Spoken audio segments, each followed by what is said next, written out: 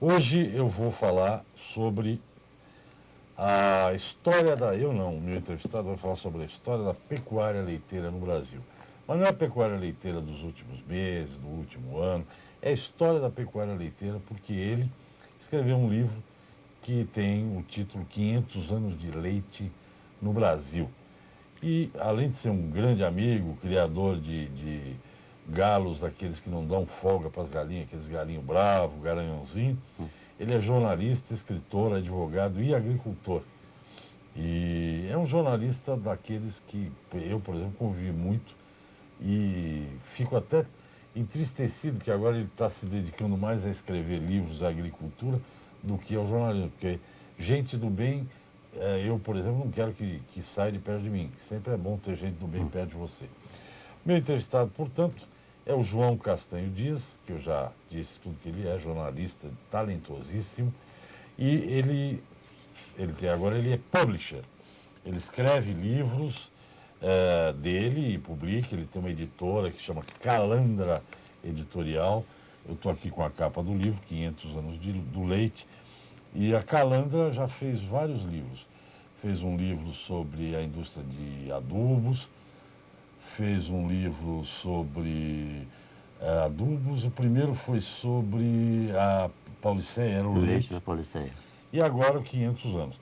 João, Jota, esse programa vai para Santa Cruz do Rio Pardo, terra onde o Jota nasceu, e eu não sou cidadão santacruzense, mas corro o risco de me tornar um. Então o programa vai para Santa Cruz, para toda a família Castanho Dias, né, que está lá. Tá todo mundo lá.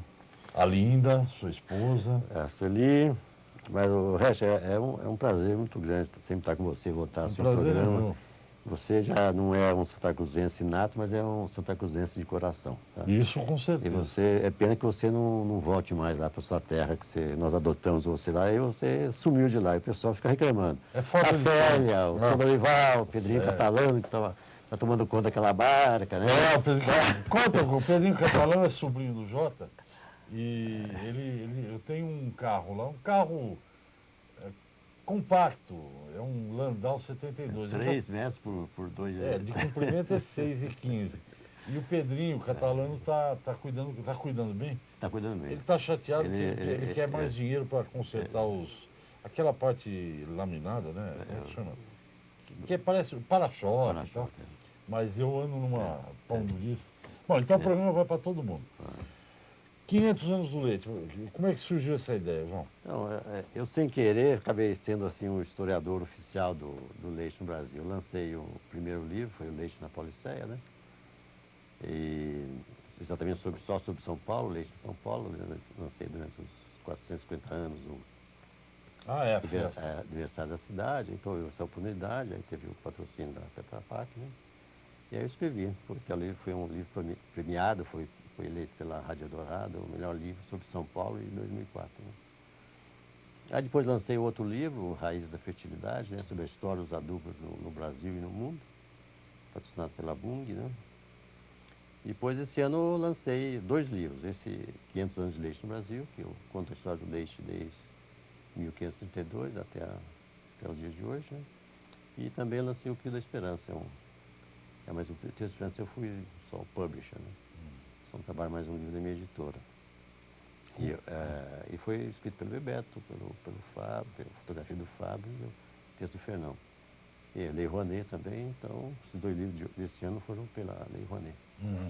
Tá, o livro escrito pelo Bebeto, eu trabalhei com o Bebeto no que eu chamo a Viúva Porcina, que era um projeto da Globo, e Viúva Porcina é aquela que foi sem nunca ter sido, você se lembra, né? E eu fiz muito piloto para uma tal de Rádio Globo Rural que acabou não saindo do papel.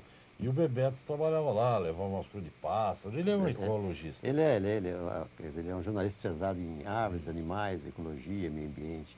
Esse livro que ele escreveu é basicamente sobre isso. Né? Sobre isso. É uma história, um projeto de resgate de aves aí da Mata Atlântica, que estão em vias de extinção, né? É um livro muito legal. Olha, para falar dos 500 anos do Brasil, eu tinha um tio-avô português que dizia que os portugueses trouxeram para o Brasil o pardal e o rato. Não é verdade. Trouxeram também. Vieram nos navios, pardais e ratos, sem dúvida nenhuma. Mas o leite veio logo no começo do descobrimento? As vacas leiteiras, elas entraram no Brasil, pela história oficial, né? As histórias realmente a gente consegue, são aproximações, nunca a gente consegue realmente chegar ao fundo da verdade, né? Mas, pelo menos na pesquisa que a gente faz aí nos livros antigos, aí nos viajantes, as vacas chegaram aqui em 1532. Vindas de onde? Elas vieram no navio, na expedição colonizador de Martim Afonso Souza, né? Elas são animais que vieram, quanto mostram as raças que vieram aqui, são animais que vieram lá no Mediterrâneo, lá do mar, na região mediterrânea, na região de Espanha, Portugal, e vieram 32 vacas, né?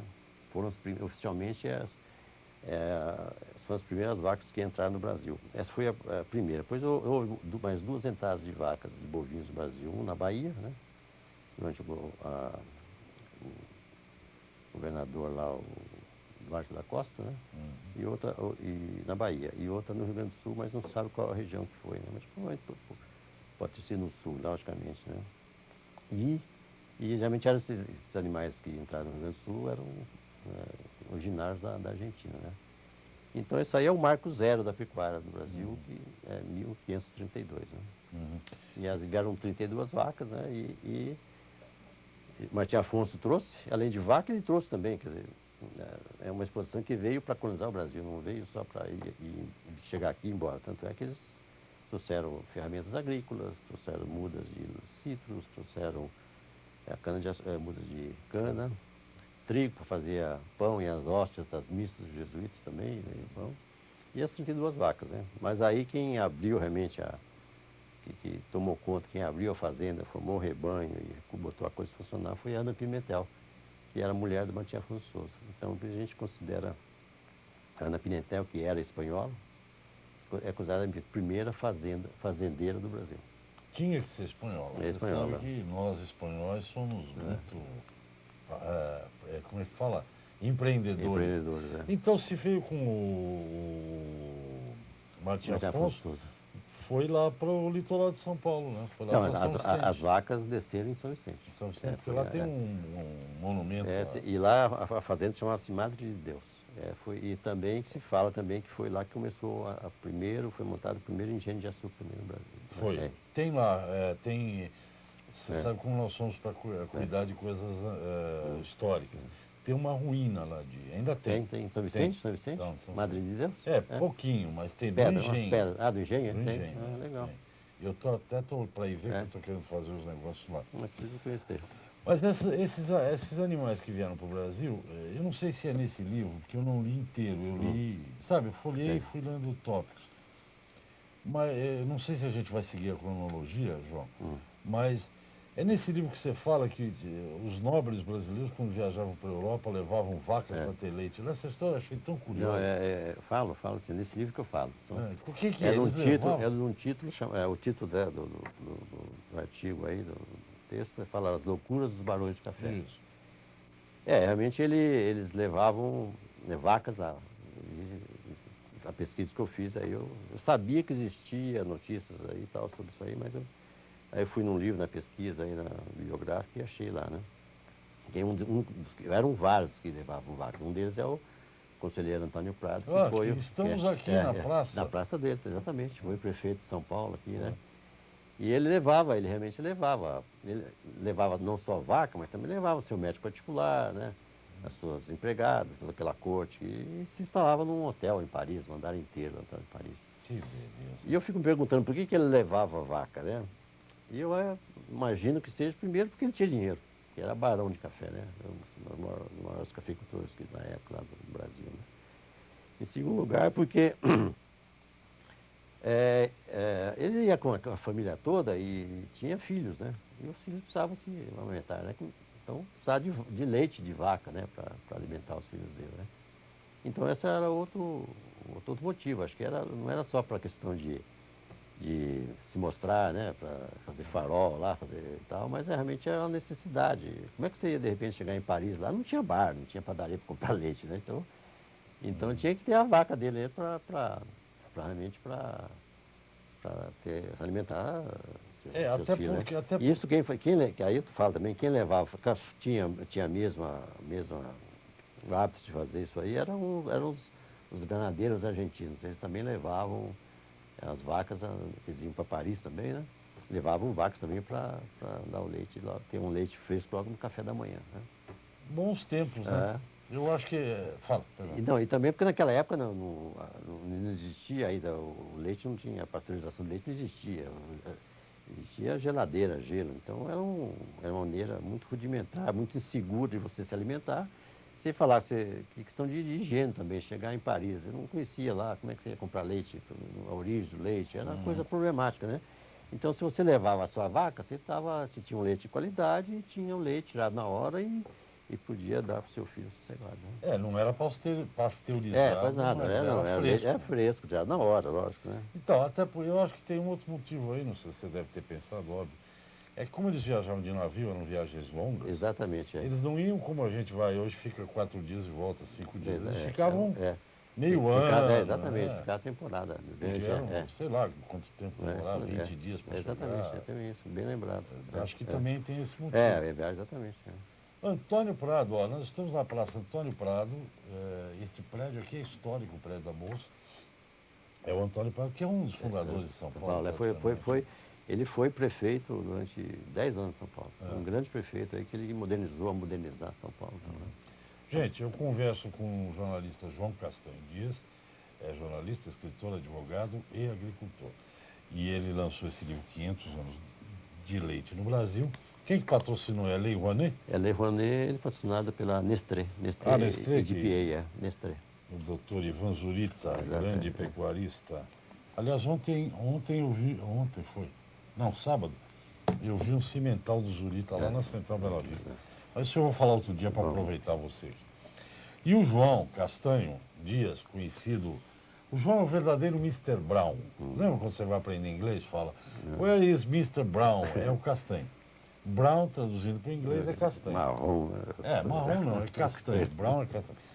Esse livro, eu trouxe um livro, esse aqui é o que eu trouxe? Não, deixa eu ver, esse é o que você trouxe. O meu tem dedicatório. Não, onde está a dedicatória, João? Não, acho que você está confundindo, foi o outro livro, mas eu faço dedicatória para você, pode deixar. Não, o meu está aí, eu trouxe aqui. Esse aqui o João vai dar para o telespectador, não é isso? Isso, pessoal, aí quiser. Tem um só, mas eu vou dizer como é que você pode comprar se você não ganhar. Ou você manda um e-mail para leitebrasil.org.br ou você telefona para a Mônica agora, é 11 3221 3599. Se você for o primeiro, você ganha o livro. Se você não for o primeiro, você pode comprar o livro. Este 500 anos do Brasil, o livro do Bebeto Pio da Esperança, é isso? Pio da Esperança, isso. O outro que eu adoro, Pauliceia, o leite na Pauliceia. E que mais? Tem o de fertilizante. Raiz da fertilidade. Se o telespectador, e eu acho que vai gostar, deve estar gostando disso, quiser comprar, ele tem que falar com a Calandra, ou não? O Pio da Esperança está na Livraria Cultura. Né? 500 anos de leite no Brasil está na Leite Brasil, esse site que você deu, esse endereço que você deu aí. E o leite na Pauliceia, você pode, no seguinte e-mail, calandraeditorial@terra.com.br. calandraeditorial@terra.br. Nós íamos falar de alguns fatos interessantes. Só para já que você vai falar, então, a capa começa pela capa. Eu acho muito interessante. Essa foto é muito legal. Essa é uma descoberta minha na Biblioteca Mar de Andrade. Quando a gente faz um livro de história, você tem que mergulhar no passado aí. O mergulho é profundo, né? Tem alguém ordenhando uma vaca. Então isso aí é uma foto da primeira ordenha de vaca no Brasil. Isso foi uma foto tirada pelo famoso fotógrafo francês, o Victor Fronde. É uma rua do Rio de Janeiro. Foi por volta de 1850. Essa é uma foto do Departamento de Obras Raras da Biblioteca Mário de Andrade, aqui em São Paulo, né? Ele está ordenhando a vaca e tem alguém esperando. Tem uma São senhora, dois, são dois escravos, né? É uma vaca cornígera, quer dizer, de chifres, é uma vaca de origem europeia, não é zebu ainda. Ele é um escravo ordenhando, tem a escrava esperando lá o fruto do trabalho, né? O leite. Tem um bezerro, né? Tem um bezerrinho lá, Bezerrinho ao pé, quer dizer, é uma ordenha ao pé da vaca, no Rio de Janeiro, numa manhã no Rio de Janeiro, em 1850. Essa é uma foto, nunca foi publicada, eu nunca vi publicada em nenhum livro, né? E foi uma descoberta do livro. Acho que essa é uma das coisas interessantes do livro. Quer dizer, começou Já vale pela capa. Pela capa. Bom, eu vou tirar isso daqui, hein? Tá. E mais, vamos ver o que tem mais aqui. Deixa eu pegar o óculos, eu vou pegar e você vai falando aí, você anotou umas coisas. Mas vai falando aí que a gente vai... Eu tenho uma coisa que eu acho interessante, que é... Quer dizer, as primeiras vacas chegaram em 1532. E daí? O que aconteceu com elas? Elas viveram, morreram? Elas não eram holandesa branca e preta. Não, eram nem vacas... Girolamo, nem Guzerá. Eram vacas de raças da Espanha e de Portugal, Ibérica, Lentejana e outras que tinham aí, né? Existe até hoje em Portugal. Então, uma outra descoberta que eu fiz do livro, é a primeira referência do leite no Brasil, né? Isso é coisa de 1554, né? Foi na cidade de Salvador. Ah, tem aqui. Tá aí, estava aqui, então mostro aqui, tá vendo aí? Ah, lá, mas não, mas você tá aí, você errou por 100 aqui, 1620. Não, isso é do mapa, né? Tá. Mas aqui é de 1552. 1552, tá enxergando melhor que eu. É. Dá para mostrar isso aqui? É uma bela ilustração essa aqui. Isso aqui é a primeira referência? Na verdade, você tem que... você vai buscar histórias, tem uma grande fonte de consulta importante, são as cartas jesuítas, né? Eles contavam tudo... Foram os primeiros historiadores do Brasil, porque eles contavam tudo o que acontecia aqui. Eles tinham obrigação de escrever carta para o seu padre... o chefe da ordem que ficava na Espanha ou em Portugal. Pro bispo, sei lá. E aí está a primeira referência do leite no Brasil, é uma carta escrita pelo padre Manuel da Nóbrega, em 1552, da Bahia, ao padre provincial. Então eu concluo aí que a primeira ordenha de vaca, pelo menos documentada, né? Aconteceu lá na Bahia. O primeiro ordenhador, os primeiros criadores de gado eram os padres jesuítas e os primeiros consumidores eram os índios. Olha, começou bem, né? Apesar deles... Bom, eles obrigaram os índios a fazer umas coisas, mas enfim. E a evolução esses animais que vieram para o Brasil, eles acabaram ou se adaptaram ou... Porque a pergunta que eu ia fazer lá atrás eu esqueci, Jota. No Brasil, esse baita território não tinha vaca? Não tinha vaca. Que coisa. Eu mostro aqui, se quiser botar um tempo atrás, que a entrada de vaca na América está aqui, ó. Quem descreve a vaca, ela é originária da Eurásia, né? Entre a Europa e a Ásia. Na verdade, lá que começou a agricultura e a pecuária do mundo foi na Eurásia. Hoje, inclusive não tinha hoje lá, o Iraque, o Irã, lá no Crescente Fértil, que chamava, lá começou a agricultura, né? Naquela época as condições eram muito melhores. Existia muita água, muito rio, não é hoje a aridez que é hoje, né? E lá foi lá que começou a agricultura e pecuária. E a Eurásia lá, então, o pessoal, os animais migraram para a Europa Central, para a Europa Hispânica, ali, Portugal, Espanha, né? Mas quem trouxe as primeiras vacas, então, para a América foi o Cristóvão Colombo. Né? Foi o Cristóvão Colombo. Tá no livro aí. Onde aqui? Tá por aí. Não, aqui não tem. 32 cabeças para... Bom, então não existia vaca na América. Quem trouxe aqui os primeiros animais foi o Cristóvão Colombo. Porque a história, quer dizer, isso na Argentina, acho, naqueles tempos lá, os animais para corte, na verdade o que se aproveitava antes da refrigeração, que se aproveitava dos animais, era o couro. Era o couro. A carne era praticamente dada. Exatamente. Com leite eu não sei, mas com a carne de... Existiu o ciclo do couro no Brasil. Isso. Né?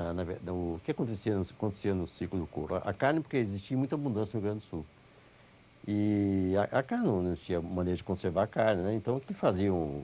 E o que tinha valor era Era o couro. Então, os estancieiros, os gaúchos, os peões, né, eles queriam comer, sei lá, gostavam do coração, matavam o boi para comer o coração e jogava o boi fora.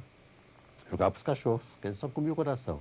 Aí veio outro ciclo, o ciclo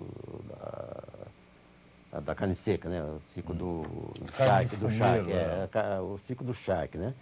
Começou lá em Rio Grande do Sul. Foi até um nordestino que foi lá para o Rio Grande do Sul e fundou as primeiras charqueadas. Aí já começou a ter mais valor, né? A carne, o couro, né? Aí o boi começou a ter mais valor, né? Porque se usava também. E aí, porque naquela época o Rio Grande do Sul também dizia-se que ele era mais argentino do que brasileiro, os gaúchos, né? Estava muito mais ligado à Argentina do que ao centro-sul da colônia, né?